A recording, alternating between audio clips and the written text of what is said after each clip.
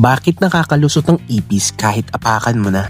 Alam mo ba kung bakit kahit apakan mo ng ipis, bigla pa rin nakakawala? Akala mo patay na. Yun pala, survivor pala. Ang sikreto nila, flexible at sobrang tibay ng katawan. Kaya nilang ipasok ang buong katawan nila sa siwang na kasing liit ng barya habang buhay pa rin. Ang shell nila, tawag dyan ay exoskeleton.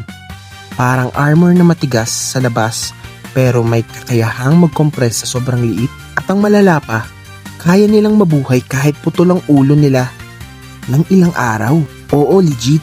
Hanggat may natitirang hangin at energy sa katawan, gumagalaw pa rin sila. Kaya next time, makakita ka ng ipis, huwag kang magtitiwala agad pag hindi gumagalaw. Baka nagtatago lang yan, naghihintay ng comeback. Gusto mo pa ng mga ganitong science fact? Follow mo na. Baka next time, yung utak mo naman ang pag-usapan natin.